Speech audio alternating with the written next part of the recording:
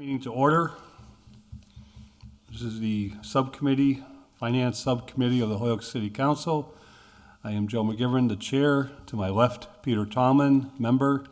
To my right, first, Mike Sullivan, member, followed by Dave Bartley, member of the committee. Joined in the chambers, we have our Mayor, City Ward 2 Councilor, Terrence Murphy, and we are also, with the committee's permission, joined by one of our newly elected officials, Izzy Rivera. Congratulations. Welcome. This is a Zoom hybrid meeting. We have department heads and we're going to be joined by some other city councilors via Zoom. The meeting is live, but it is being recorded, it is being televised, it is being streamed. With that in mind, the chair will entertain a motion for item number 1. Motion to. A second. Motion has been made and seconded to take item 1 off the table. All those in favor? Aye. Any opposed? So moved. Under the name of the chair of the Finance Committee, item number 1 is an order that the sum of $770,000 is appropriated to pay the cost of the War Memorial replacement, $750,000, and the installation of speed humps in the vicinity of Michigan Ave, $20,000. And the payment of all costs incidental related thereto, and that to meet this appropriation, the treasurer, with the approval of the mayor, is authorized to borrow said amount under pursuant to Chapter 44, Section 7(1) of the general laws, or pursuant to any other enabling authority, and to issue bonds or notes of the city, therefore, thereto. That the mayor is authorized to contact for and expend any state aid available for the project, that the mayor is authorized to take any other action necessary or convenient to carry out this project. Further order that any premium received by the city upon the sale of any bonds or net notes approved by this vote, less any such premium applied to the payment of the cost of the issuance of bonds or notes, may be applied to the payments and costs approved in accordance with Section 20 of the general laws, thereby reducing the amount authorized to be borrowed and to pay the cost-like amount. Further order, the treasurer be authorized to file an application to qualify under Chapter 44A of the general laws, any and all bonds or notes authorized being issued pursuant to the order, and to provide such information and execute such documents that may be required for such purposes. Further order that in order to reduce the interest costs, the city treasurer, with the approval of the mayor, is authorized to refinance any bonds issues pursuant to the order in connection therewith, and issue refunding bonds in accordance with Chapter 44, Section 21A of the general laws. Further order that there shall be no change in the purpose of this bond authorization without the prior vote of the Holyoke City Council. Most of that language is standard language. I think we all know that, but it's important to, I think it should always be read into the record for the purposes of understanding exactly what this vote, and we'll be recommending, if it makes it out of committee this evening, to the full city council tomorrow evening, the request for this bond. Mayor Murphy submitted the bond to the city council. The city treasurer signed off on it. Our city auditor is present with us this evening. Our city auditor also is aware, along with the treasurer, and in contact with bond counsel itself. And Jeff, do we have anyone else on this? There was, so I will mention the treasurer was invited, but I didn't get, she had responded as tentative. Okay.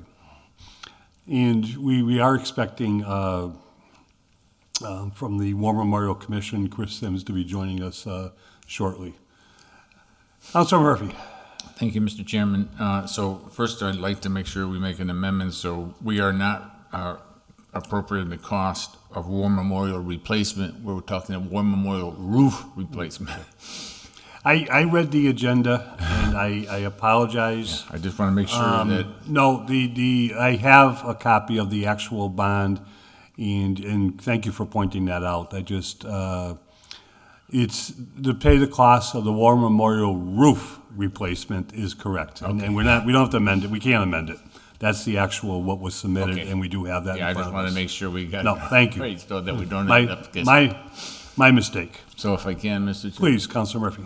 So, I want to thank our city engineer who did some research. The Memorial Commission talked about issues with the building, both in terms of the roof needing replacement, but also the damage it was doing internally. If it wasn't going to get replaced, the cost would be far greater. And our city engineer came up with an estimate, and that includes a 15% contingency. So hopefully it won't be quite 750,000, but I wanted to make sure we didn't run short. And the other aspect is the 20,000 for Michigan Avenue. And as you remember, when we had the speed bump discussion, the only question was where we were going to get the money. And since we were already putting one out there, I said, let's just get it done and have it out there. So that's why I put the two of them together. The War Memorial roof would be more than likely next spring, but it is in dire need, and or we're going to have significant damage to the building. And I will say, before I filed this, I've met with Tanya, Kate, and we've had bond counsel review it, both in terms of our fiscal stability right now, but also in terms of what kind of impact it might have long-term if we were to end up bonding for a one middle school. And we are still, to our bond counsel, we are still in pretty good shape with the things that we've done. And we should have no negative impact in terms of future potential bonding for schools. School buildings are also, when it comes to bonding, separated, from the full picture, although budget-wise, you still have to take into consideration. But I'm talking specifically related to our budget and our ability to pay for it out of the budget. And that's what we kept asking them. So. Okay. Yeah. We also have Chris Sims present with us and Bob Parent present with us. Bob from the city engineer and Chris from the War Memorial Commission. Gentlemen, welcome. Is there anything you'd like to add to start the conversation? Bob, would you like to? Certainly. I'll start off and just indicate that what I guess former acting Mayor Murphy, or Terry, probably Terry's the easiest way to describe Terry, is that what he presented is correct. When this issue came up, he asked me to reach out, develop a cost estimate for the replacement of the roof. I worked with our building manager, Jim Crass, who has quite a bit of experience dealing with the leaks and the history of problems at the War Memorial building. We reached out to Supreme Roofing. They came out, they toured the facility. They noted that as roofs go, it's a pretty complicated roof and costly roof to replace, because it's not just one big flat roof. There's a lot of levels, there's a lot of intricacies to what needs to be done that factored into the estimate that they provided to us. And obviously it's a project that, if it gets funded, will go out to competitive bids. So Supreme, really just did us a favor by being the experts, came out there, looked at it, put a price on it, and that's the price that we carried forward. And Terry took that number and added the 15% contingency to it. I know that Jim Crass has spoken about the problems with the roof at length to me. I don't have a lot of firsthand experience, so I did want to make certain that Chris could speak up as the responsible party, not the owner of the building, the city owns it, but the manager of the building effectively, and the person that deals with these issues on a first-hand basis and on a frequent basis, that can best speak to the scope of the problems that are there. Thank you, Bob. Chris, welcome. And we sure would be pleased to hear from you. But first of all, thank you for the Veterans Day ceremony this year. It was fantastic, and you did a great job leading MC in the entire program. Thank you, sir. That's much appreciated. It's my honor and privilege to put it on. So, ladies and gentlemen, good evening. I'm Chris Sims. I'm the current chairman of the War Memorial Commission, and I will be speaking on the severity of the roof problem that is happening at the War Memorial. So, first of all, the countermeasures that's being enacted right now when it rains is the custodians. They have basically fabricated a rain collection system up in the attic, and it's comprised of several different blue plastic barrels.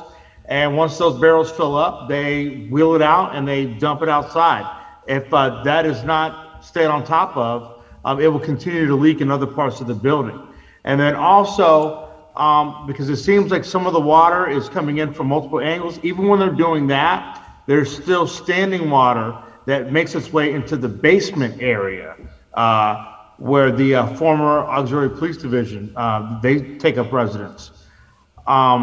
It's coming in from different areas, and it could be a combination of not only the roof, but also with the gutters that are not functioning properly. So again, we're dealing with it right now, but the countermeasures that we are enacting is really just a temporary Band-Aid, and it will continue to get worse. That's all I have, ladies and gentlemen. Thank you, Chris. Am I missing anyone, Councilor Murphy? Okay. And I know our auditor is here. Tanya, welcome. I think we're in good shape as far as questions goes, but if there are any questions that come your way, if there's anything you wanted to add, that'd be fine. I'm all set, thank you. You're welcome. Members of the committee, are there any questions? Councilor Bartley. Thank you, Mr. Chairman. First of all, thank you to the Ward 2 now Councilor for being on point on this and other things. So we appreciate what's happening on Michigan Avenue, of course. And the issue with the war memorial is obviously imperative. To Mr. Sims, how long is this? Where'd he go? He's there. Okay. Mr. Sims, how long is this makeshift water bucket brigade been going on? Councilor Bartley, good evening. This has been going on for some time now. I want to say it's been brought to my attention that this is what we've been doing since the beginning of last year. So the beginning of 2020. So basically, I'm sorry, let me back up. Since the beginning of summer 2020. Okay, summer of 2020. Okay, and do we? Okay, wow. Okay, and when you say to this extreme, or I mean, what was the condition before before the summer 2020s, before the bucket brigade? It was hardly noticeable. Okay. All right. So that's one. Mr. Sims, yes, thank you as well on my behalf for the fine ceremony on Thursday. It was an honor for me to attend and to participate for the first time. Since the chairman brought it up, I brought this to your attention once before, but it'd be nice to have monitors on the stage so that we could hear the speakers, because when you're on the stage, you're straining to hear what's being projected to the audience. So just like a little monitor would be somewhat helpful if you would consider that, maybe renting it or something for now on, just for your consideration. But I know I've mentioned that to you once before. But overall, it's a great job. Mr. Parent, relative to this bond authorization, and you just said you're not a roof expert, and there probably aren't too many, so we want to thank the vendor that came out for sure, and we certainly want to give them credit. But what is it that we're getting so that we can explain this to our constituents? Is this a 30-year roof? It's a 50-year roof? What effect, if any, will it have on the exterior of the building? Does this current leaking affect the limestone at all? Hopefully you might be able to speak to that, Mr. Parent. Certainly. The standard in the industry is a 30-year roof, and that's what I would expect that we would design this roof and require the contractor. And it actually, in these days, it's not the contractor, it's the roofing supplier, be it Firestone or someone else like Firestone who provides the material. They certify their installers, they train their installers, and they ultimately are the party that stands behind the 30-year warranty that it be provided. So you've got not just the person that put in the roof, but the person that manufactured the roof that stands behind it. In terms of the effect of roof leaks, certainly there are short-term effects. There are slips, there are falls, there are potential mold issues that can result. But when you have consistent roof leaks and that water gets down into your walls, it can run down between the wall partitions. You may not see it. You may be getting damage to some of those systems and not know it until it's too late. It generally just is not a very good situation, and you can have many problems not only with the roof itself, which again it's a full roof replacement, but you can over time have deterioration of the building itself, the walls and the accessories inside of the building if the roof leaks persist for a long period of time. The issue of the gutters and the downspouts, is that part of this bond as well, to replace those? Yes, that would be typically something that we would inspect, and if replacement was needed or upgrade was needed, we'd do that as part of the roofing project. The standing water that Mr. Sims referenced, is that going to be addressed by Mr. Krass, I take it, or is that just kind of, are we just going to sort of deal with it till we get the roof replaced?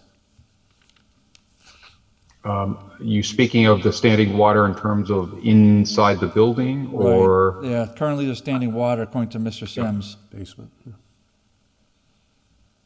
So going back to the standing water that ends up into the basement, we have been combating that with a water vacuum, and basically just a kind of another performance measure of the bucket brigade, as Councilor Bartlett has outlined.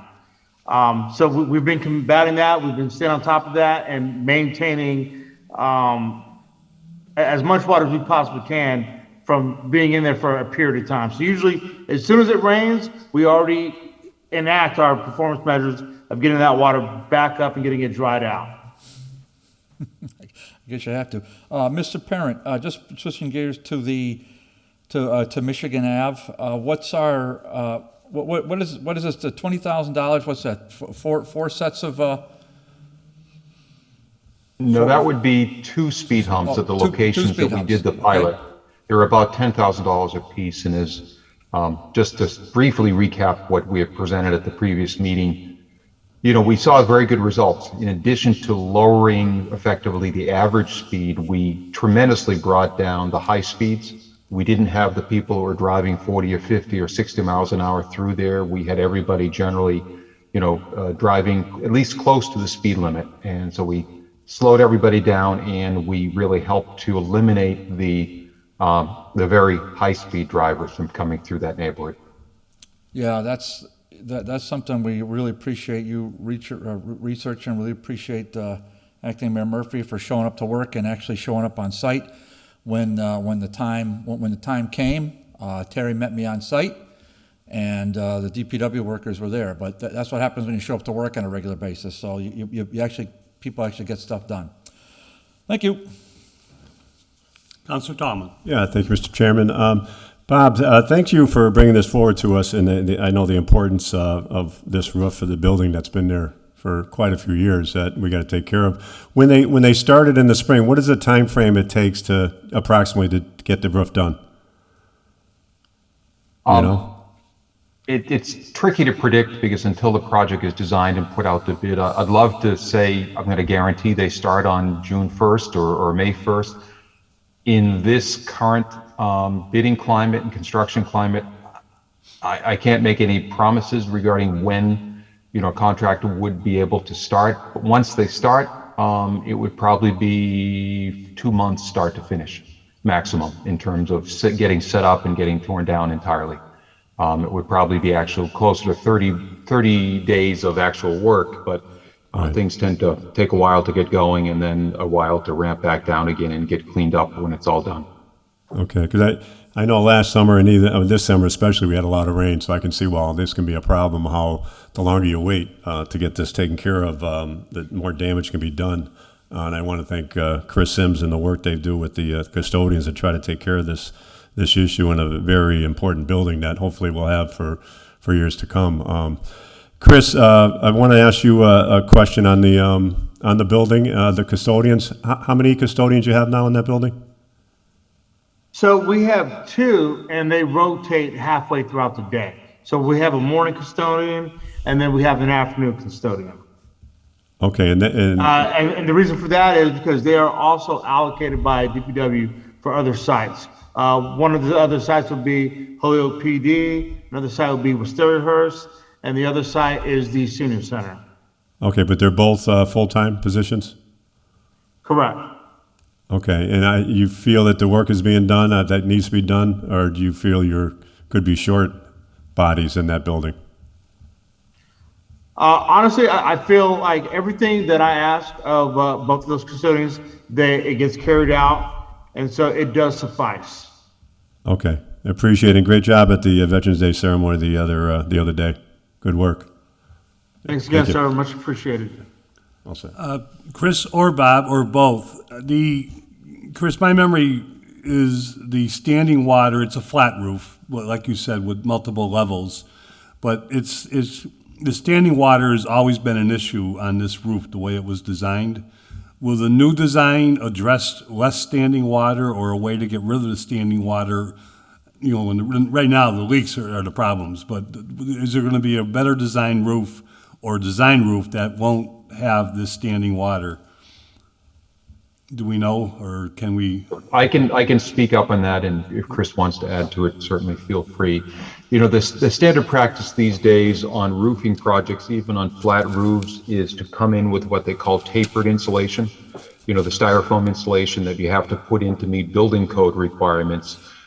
You get that insulation tapered. Basically, it's shaved into kind of a triangular cross section, and the roof gets designed with layers of insulation and layers of taper such that you can then direct the water to the low points in the roof, to the roof drains. So you may have a flat superstructure, but you won't have a flat roof because of what you place on top of the roof to direct the water to the roof drains. Thank you. I think I actually understood that, Bob. Thank you for bringing it down to my level. That was a good one. Is there any other questions? Any other discussion? If not, the chair will entertain a motion. Make a motion to approve the sum of the bond of $770,000 for the War Memorial roof replacement and for the speed humps for Michigan Avenue. Motion made and seconded to recommend approval of this bond for $770,000 to the full city council tomorrow evening. If there's no further discussion, all those in favor? Aye. Any opposed? Passes 4-0. Thank you. Item number 2. Motion to take item number 2 off the table for discussion. Motion has been made and seconded to take item 2 off the table. All those in favor? Aye. Any opposed? So moved. Introduced under the chair of finance and order that there being hereby is appropriate by transfer fiscal year 2022, $21,785 from heavy motor equipment operator to supplies traffic lines, full amount. Under motion has been made and already approved to take off the table. Bob, are you here to address this one? Amy. Amy? I will supplement Amy, but I believe she's going to take the lead on this, and I'm Okay. confident that Welcome to she'll be both able you to. and Amy. Thank you. Thank you. So I'm sorry. So the position that we want to pull it from has a surplus right now due to lack of staffing. So Mike had actually proposed this, and the funds are there if we look at last year's numbers.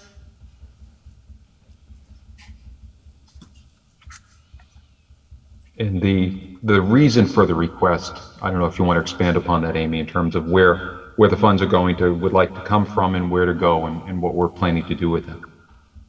So we have 2 invoices from Markings Inc. that total out $46,457. And we have $5,326 of future expenses to finish some of the traffic painting and the beads in the spring. So with the PO at $30,000, we are short the $21,785. And like I stated, we have it in the, we do have it in the highway HMEO position line. Amy, Hopefully the council, sorry.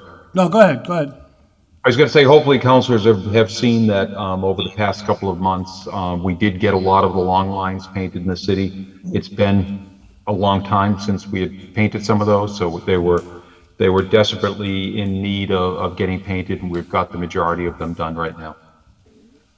Okay, that was what was going to be my question was where we stand, the status of the repainting. All traffic lines don't get repainted every year, but isn't there a percentage of the city that we try to do annual? If Rough? funding was available, I'll speak from my past experience, repainting every year would be ideal. But getting that type of funding every year can be a challenge, and certainly what's been historically provided for in the DPW budget has been adequate to perhaps do all the line painting once every 2.5 years. That effectively has been the funding that's been available. So that I believe, and Mike's not here, but I believe that's really what has driven a fair amount of the timing, just having or not having the funds available to get it done. My humble opinion is 2.5 years is way too long for some of these traffic lines, and I hope we can work with the new mayor, with the commissioners, and the city council to see if we can change that in upcoming years. Maybe not every year, but I would hope that every other year, half of the city was done. And anyways, I think I agree with what you're saying, Bob. I really believe traffic lines are very important, that they can be visible to drivers and to pedestrians. Councilor Sullivan, who hasn't spoken yet. No problem. Thank you. So I guess, Amy, if you could, how much is left in the line for the heavy equipment operator? Does this? So, Judge, looking at where we were last year, we have $22,350. After this 21 is gone, or is this coming? I just compared November of last year to November of this year, and that's our difference right now. Because we do have positions open, and we did, when we set the salary budget, we had 2 higher paid employees that have since retired or left. Okay, so this isn't a position that wasn't filled? It's one that has been vacated since then, and not the position hasn't been Correct. filled? Right. We still have 1 HMEO position open, and like I said, we had one in particular retire that was budgeted at a higher salary than somebody coming in, and someone else leaving. Same thing. Okay, but there was one position all year that wasn't filled? This fiscal year so far, yes. Okay, and can you tell me what the budgeted amount for that position was? I don't have the breakdown of each, of per employee. I apologize for that. No, nothing to apologize for. Okay, thank you. Councilor Domlin. Yeah, thank you, Mr. Chairman. Bob, this is for you on the line painting, and I think, as you said, it's important to try to do that possibly every other year. Does this include also the crosswalks, or is that a separate area? Because I noticed a lot of the crosswalks were done this year. The second piece that Amy touched on when she referred to the supplies and the Right. beads, that is our materials that we would use with our staff to continue painting crosswalks. Typically there's a big push before school, and Right. you may have noticed that we focus on schools first, but we have lots of crosswalks, and the need for this additional funding is to be able to buy the materials to keep painting more crosswalks throughout through the second half of this fiscal year. Okay, and so this is not just for the center. This isn't just for center lines, right? The yellow lines. It's also for crosswalks. Correct. Yeah, we don't do the center lines. We contract that work out. Right. And we do the crosswalks and some of the specialty markings ourselves. Okay, and do you have some kind of schedule to do that? Do you follow, like, if somebody you contract out for certain lines, or can people call in? Because some of the center yellow lines fade out after a while, and there's some, I believe, up by Pleasant Street by one of the high rises that it's almost so worn out that you don't know what side of the street you're on, if you know what I'm saying. when you're coming down, it may be totally faded out. So is there like a listing where, almost like a tree listing, where someone can call in and say, well, can you check these lines, center lines on Pleasant Street in front of 567 or wherever? Do you keep a listing of that, or? I'm not having been actively involved in a lot of this over the past couple of years. Okay. I can't speak to what's been done in the past. I will say that if residents want to speak up, that's all good information that I'm certain that Amy and others will accumulate and factor into decision making going forward. Yeah, I think that'd be Not helpful. anything that I'm aware of having been done in the past, though. Okay, yeah, I think that'd be great, because sometimes we do streets over, we put the lines out, but there's streets that over years get faded out, and sometimes it's tough to see as they wear out. Are you right on the line, or you're close to the line, and other cars are coming towards you? I think it's important that the citizens know that they can call in, and if there's some that are getting faded, that we could have some kind of a list ready, so that when you contract it out, we have a good number or good areas that we can hit to do that with the paints and the supplies. Thank you. Councilor Bartley. Yeah, thank you, Mr. Chairman. This is to whomever. Who's the vendor we're paying? Markings Inc. And where are they based? And what do they provide? I believe they're based in Eastern Mass, and they are the company that comes in and does the actual painting, the line painting. We usually have a supervisor on to assist with the wear, but they do all the painting overnight. And is there a And reason why? Go ahead. I was going to say, we competitively bid that work since it exceeds the state thresholds. We go out to bid every time in advance of doing that work. Is there a reason why we're taking this from a personnel line as opposed to a supply line,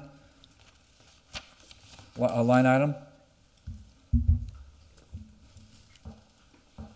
I will, and feel free to jump in, Amy, as well, because we're both in the same situation. Neither one of us put this request in.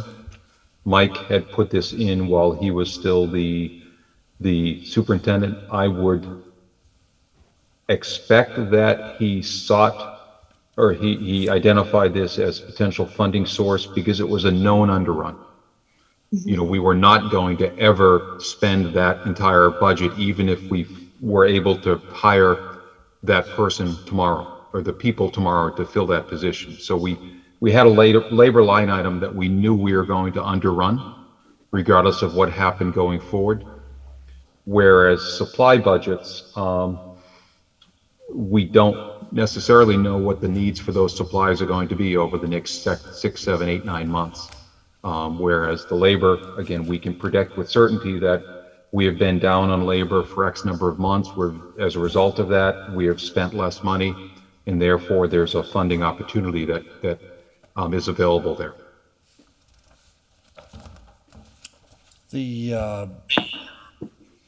Well, that obviously leads to another question, right? But again, Mike's not here, so it's going to be tough to ask questions. Who's running the part? Who's the acting? Amy. Okay, well, say Amy, if you're the acting person, so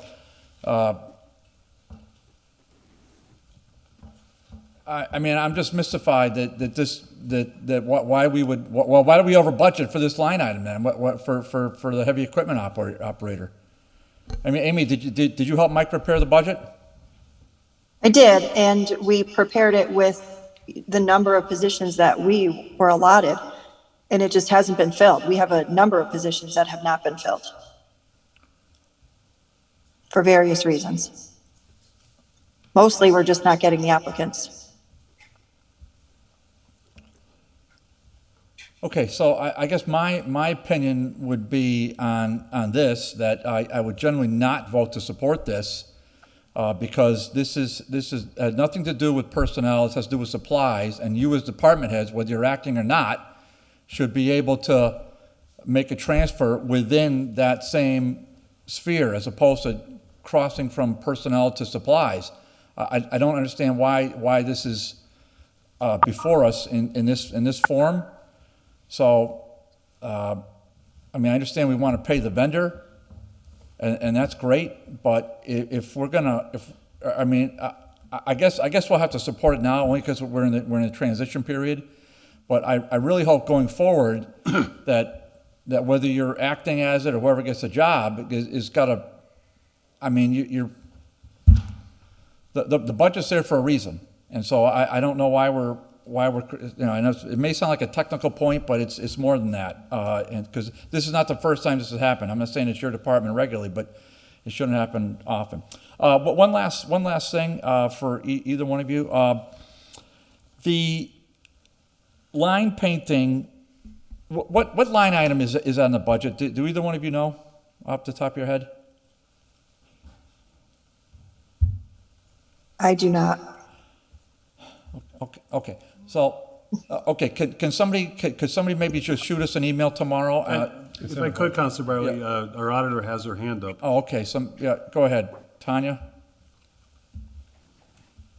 Hi, Counselor. The line, is that the supplies traffic line? Do you want the account number? I do. 14252 54221. Supplies traffic line.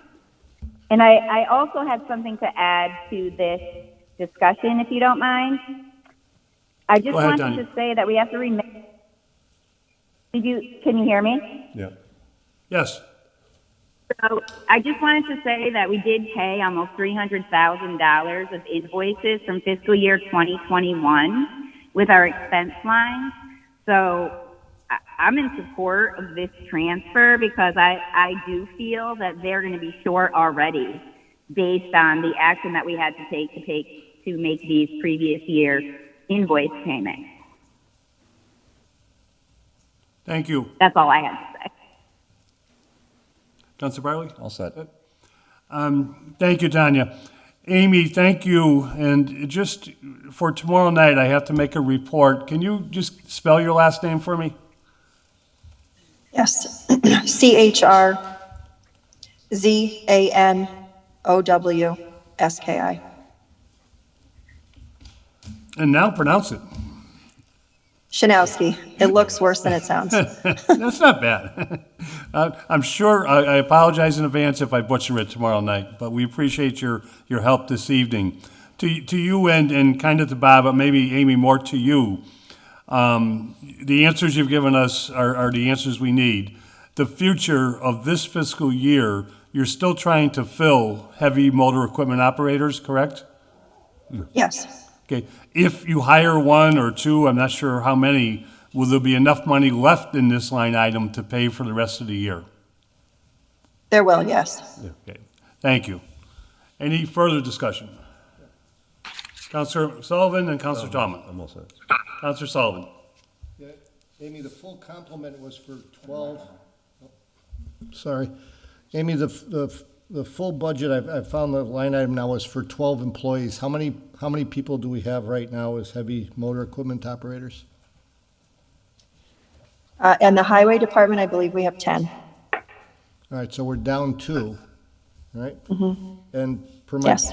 Yeah, so per my previous question, so the average pay for a heavy equipment operator would be $44,333. And I would just like to put that out for everybody's consideration, that you're not going to get heavy equipment operators in today's market at $44,000. And any item budget like that is going to be surplus, and going forward, we're not going to find the people to do that job at that price. So that's just something for everybody's consideration. And then in regards to the other, as far as the supplies end of the budget, we're now being forced to not it being a supply line item, but we're having to put it out for an outside contractor to do it prevailing wage, once again, because we don't have the personnel ourselves to do the job. Would you say that's all a fair statement? Yes. Okay. And I just want to get that out in front of everybody. Any further discussion? If not, the chair will entertain a motion. Make a motion to approve the transfer of $21,785 from heavy motor equipment operator to supplies traffic lines. Motion made and seconded to approve this transfer and to recommend that to the full city council tomorrow evening. If there's no further discussion, all those in favor, please say aye. Any opposed? Passes 4-0. Thank you, Amy. Thank you, Bob. Thank you. Thank you, Amy. And I think, I think we're done with everything for the DPW, correct? Yep. I believe so. Yes. Yes. Okay, thank you. Make a motion to take item number 3 off the table for discussion. Motion made and seconded to take item 3 off the table for discussion. All those in favor? Aye. Any opposed? Introduced under the chair of the finance name or in order that in accordance with Mass General Laws, Chapter 44, Section 53A, the City Council hereby accepts the provisions of the 2021 BGA Fiscal 21 Edward Byrne Memorial Justice Grant, known as the JAG Grant. This program and local solicitation of $38,060. We will be authorizing the establishment of fund and/or other methods appropriate for the accounting of the receipts and expenditures of all resources associated with the administration of said grant. We've taken it off the table for discussion. Chief Pratt gave me a call. He has a immediate family commitment this evening, a very important commitment, and we excuse him. It's the first meeting since he took over as chief that Chief Pratt has not made with the Finance Committee. But he has sent in his place, known to all of us, Lieutenant Colonel Hart of the Holyoke Police Department. And Lieutenant Hart is with us to walk us through this annual grant and answer any of our questions. John, welcome. Hope you like the promotion. Thank you. Could you just walk us through the JAG grant? And I think it says it, but there's no match, correct? That's correct, yeah. It's a no match, and this is the annual Justice Assistance Grant that we get each year, and we use for equipment here at the police department. So the equipment that we're proposing to get that's been approved by the Department of Justice are as follows. 3 mobile street cameras, which include the installation, computer monitors, 2 of those, 10 computer towers, 3 laptops, 1 printer, 1 commercial camera license, 2 label printers, 4 UPS batteries, 2 rangefinders, and 1 floor buffer.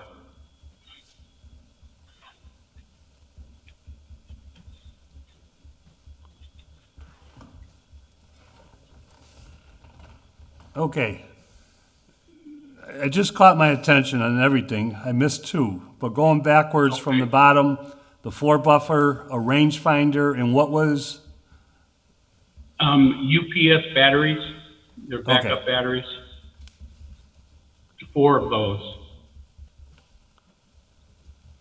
2 And then label the- printers, Label printers, the camera, laptops, 3, 10 towers, computer towers, and 3 computers. And 2 something else. There was something else. Computers, you mean PCs?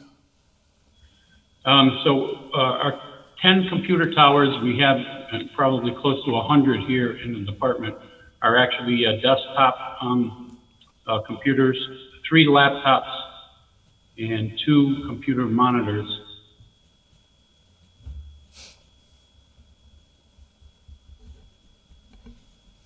And John, if you can remind us, an annual grant, it's about equipment, and you submit how you want to use it first before we accept the grant. Is that the way this works? So the way this grant, it's a reimbursable grant, so we have to purchase the items, and then we purchase the items against the grant fund that gets established, and then I seek reimbursement to offset those funds that we get. Thank you. Any discussion, questions for Lieutenant Hart? Councilor Tallman and Councilor Murphy. Yeah, thank you, Lieutenant Hart. On these items, when this grant, after it's accepted, have you purchased the items yet, and when will that happen? Well, we can't we don't purchase anything until it gets approved, Okay. through the mayor and through the city council. And then once that is approved, I have to wait to get a fund number, from the, city clerk, and then it's passed on to Tanya in the auditor's office, and then I receive that, and they've been pretty good with that, very prompt, getting that fund number to me. So once I have that fund number, then, I have that to utilize to charge against, to start purchasing these items.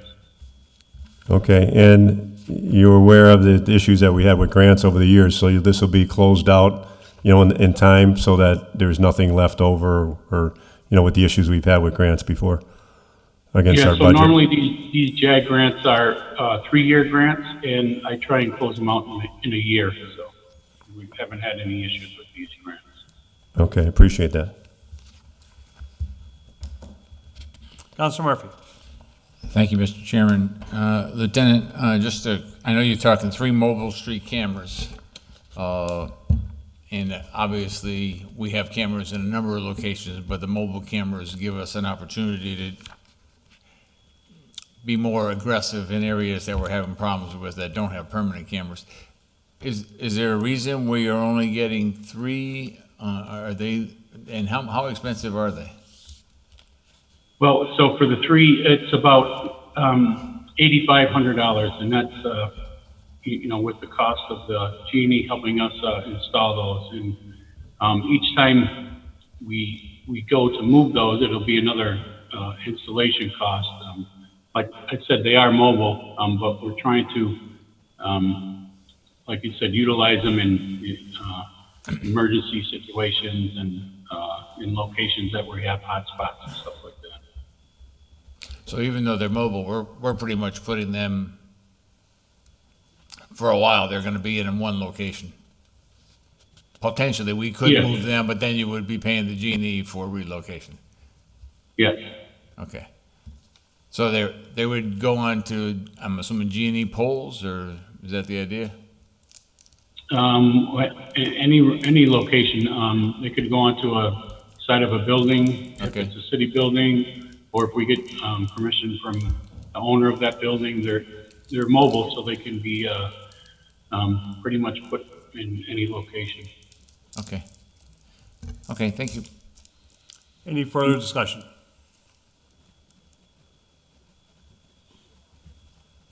Chair will entertain a motion. Make a motion to accept the provisions of the Edward Byrne Memorial Justice Grant. Second. Motion made and seconded to accept the provisions and authorize the establishment of fund for the inappropriate of accounting of the receipts and expenditures for the Edward Byrne Memorial Justice Grant. If there's no further discussion, all those in favor? Aye. Any opposed? It passes 3-0. Item number 4, Lieutenant Hart is with us also. Motion to take item number 4 off the table for discussion. Second. Motion made and seconded to take item 4 off the table for discussion, introduced by the Chair of the Finance, under the Chair of the Finance's name. This is an order that they're being hereby appropriated by their transfer in fiscal year 2022, $175,000 as follows. From patrolman, $75,000; from dispatcher, $100,000, total $175,000, to overtime, $175,000. It's off the table for discussion. John, I know we've have this discussion every time we get this type of transfer before us. Mayor Murphy did one and did this one also not too long ago. And Chief Pratt gave us, a lot of things that are going on that are different this year than prior years in terms of the Police Reform Act and the impact on reserves, the impact on the personnel issues, in terms of vacancies and whatnot in the police department. But for purposes of anyone who's listening to us this evening or in the future, could you just run through some of those items for us? And then what does this represent in terms of upcoming payrolls? Okay, so the $75,000 from patrolman light item, that's a surplus that's mainly created by 2 things. One is the number of officers. Currently, we are at 90, but in between, or 89 actually. But in between here and there, we may lose one or two, and then come January, we may lose a few more. So those salaries from those patrolmen who leave the department are surplus. The other area is through grants. We have officers whose salaries are on grants, so those salaries are then accounted for and asked to be put into overtime. And, you know, like you have mentioned, we currently, I believe, have 8 in the academy now. So we're kind of short-staffed a little bit for the field operations, but the chief has made some adjustments and trying to do the best we can with the overtime with those officers out. The other area is dispatch.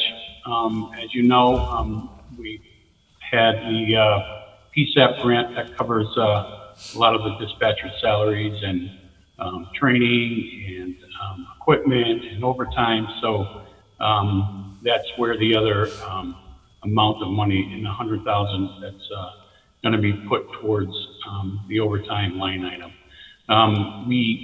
Our first request was 125, and we were thinking to kind of stay in that ballpark just to be kind of have a consistent number coming in. However, Mayor Murphy made a very good suggestion on kind of upping it to give us a couple of pay periods in addition to the 125 to 175 to allow the new city council and committees to be formed, which will get us right around near the end of January, hopefully pending no surge events and stuff, so that they may be on board to hear this information and kind of move forward with that. So, Are we still running around $38,000 per pay for overtime per pay period? That's what we budgeted. I believe we're currently under that. We're at, I believe, 35. Yeah, 33 or 35. So far.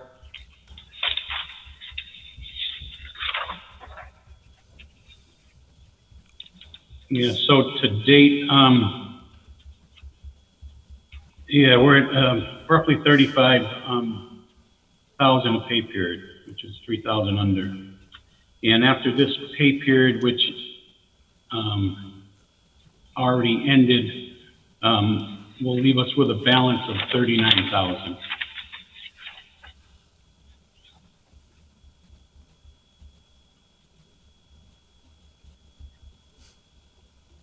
Councilor Murphy, Mayor Murphy? Councilor Murphy.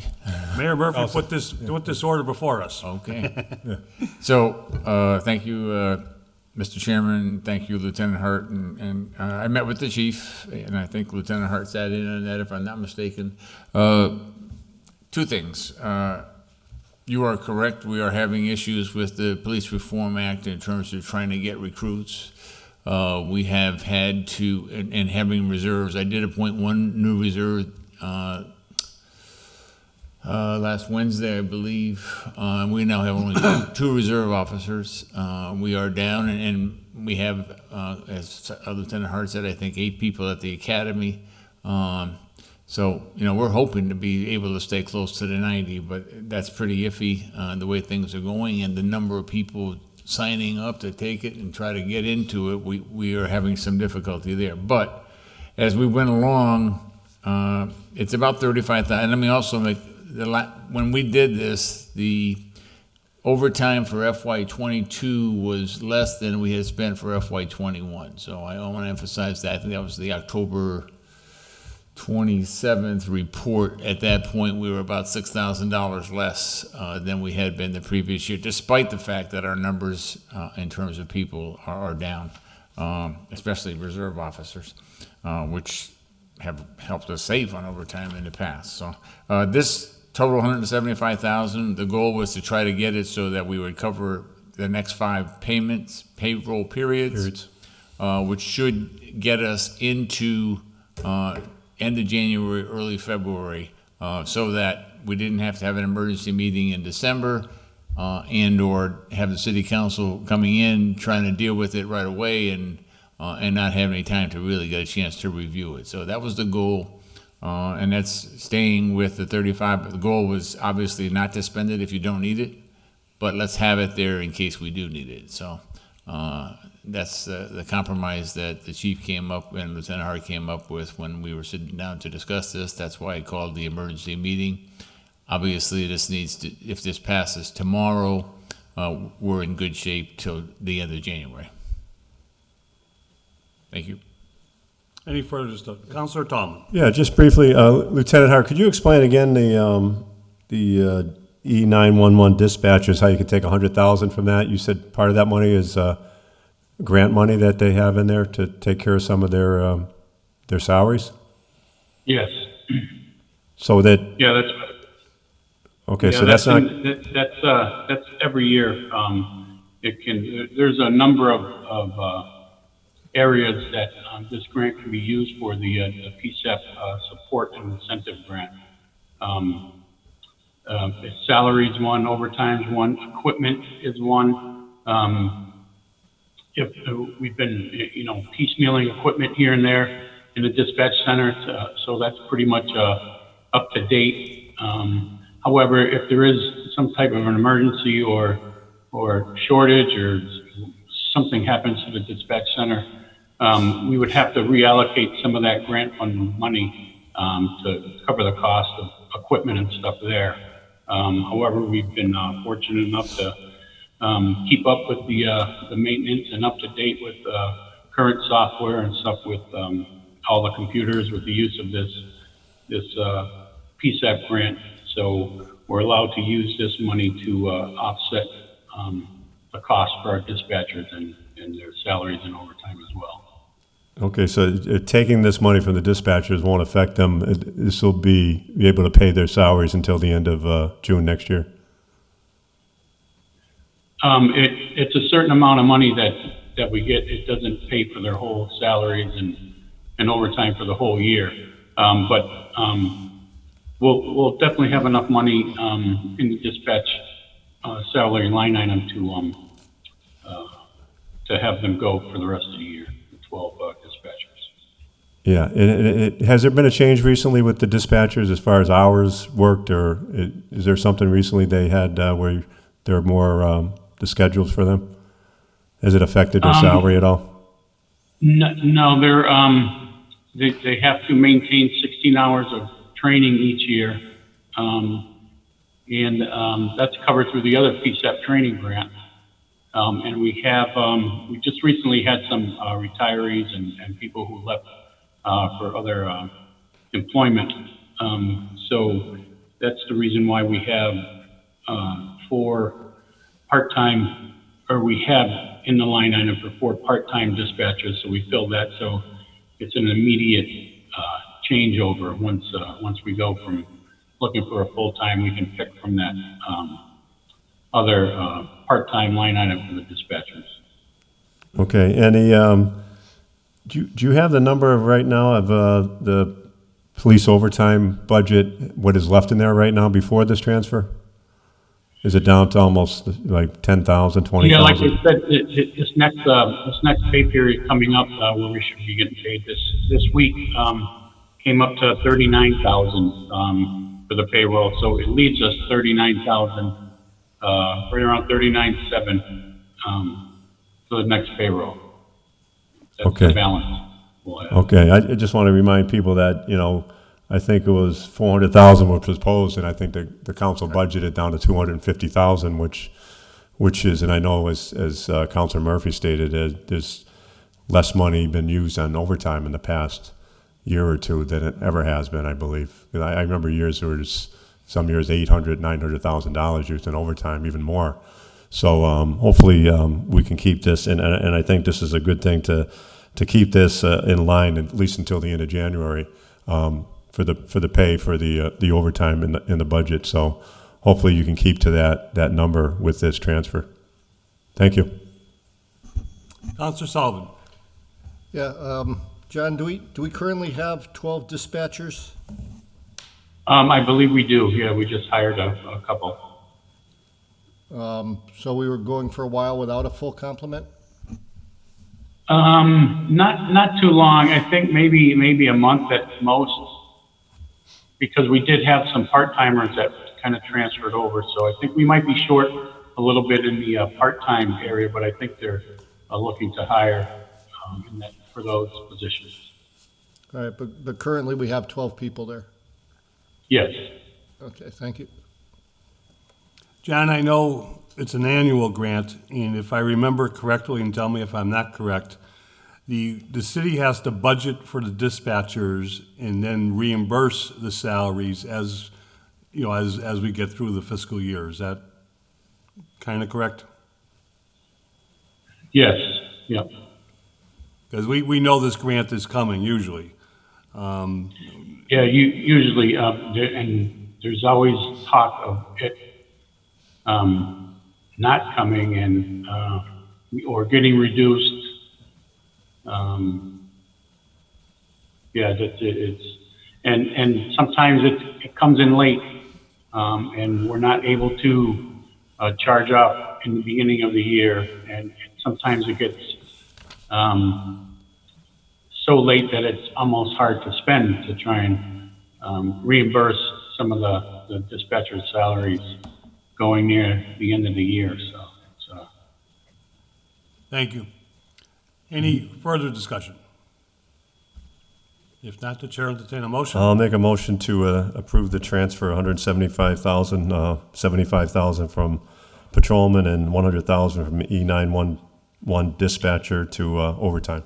Second? Motion made and seconded to approve this transfer, recommended tomorrow night to the full city council. If there's no further discussion, all those in favor? Aye. Any opposed? So moved.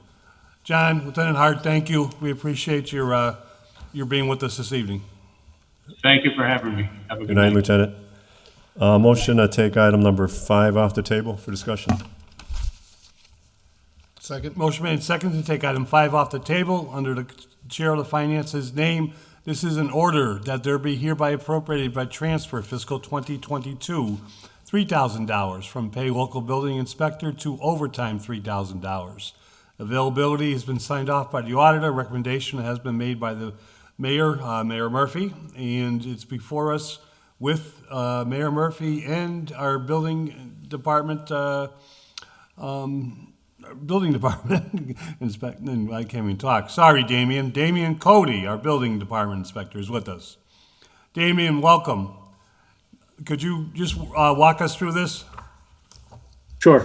It's similar to requests we've had for a few years now. We have not had a lot of luck filling our empty position, and so we have somebody working some extra hours to make up the difference. But which position is the big problem? We have 2 local inspectors and as positions, and we only have 1 person filling that role of both those positions. So we have 1 vacant local inspector. We've had 1 long-standing inspector.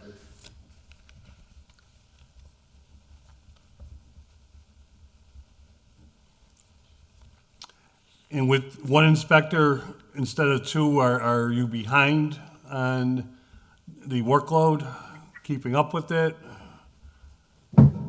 Never really, even from the day I've started, been able to catch up with all the work that needs to be done. So in this last couple of years, it's definitely been a tremendous amount with the marijuana industry. So we just do what we can, and of course, having that other person would help out quite a bit, but we haven't been able to get that, as I said.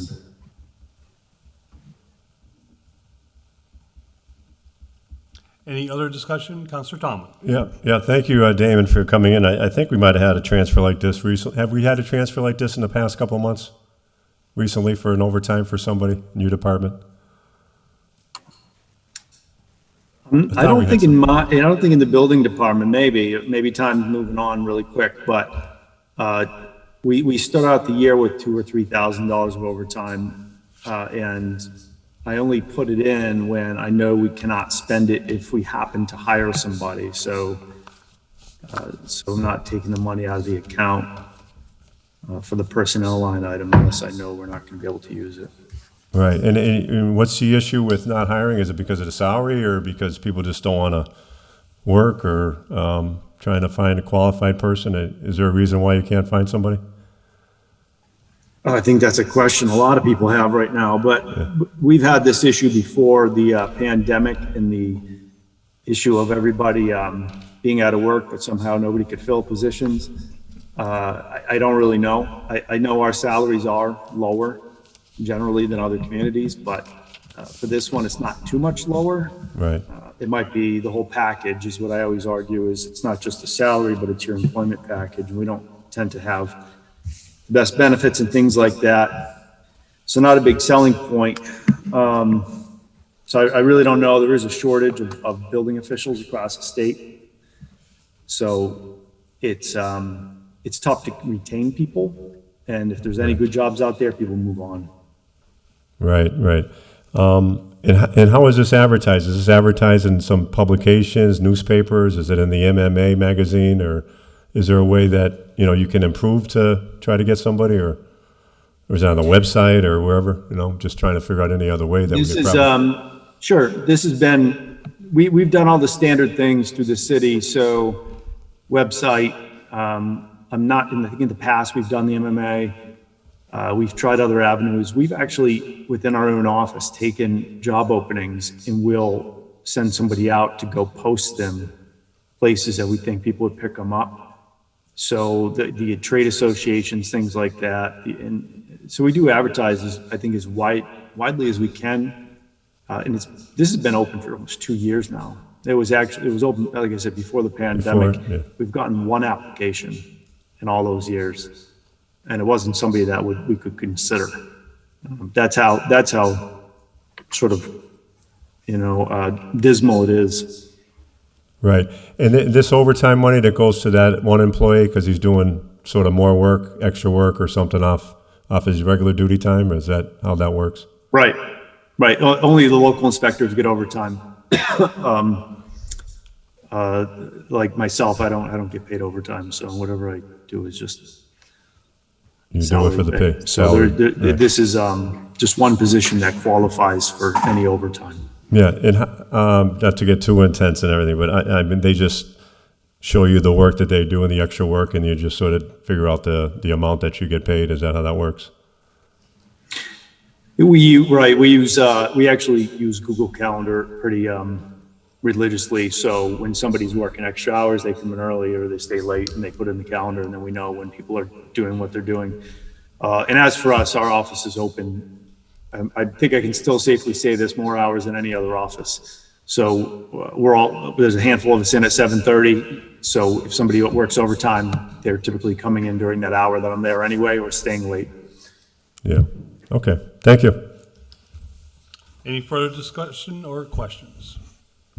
Chair will entertain a motion. I'll make a motion to approve the $3,000 from local building inspector to overtime. Second. Motion made and second to approve this transfer. I recommend it to the full city council tomorrow evening if there's no further discussion. All those in favor? Aye. Any opposed? Passes unanimously 3-0. Damian, thank you very much. Appreciate you being with us. Thanks, Damian. Thank you. One more Have a good motion. night. Motion to adjourn. Motion made and second to adjourn. Let's not discuss it. All those in favor? Aye. Any opposed? We stand adjourned.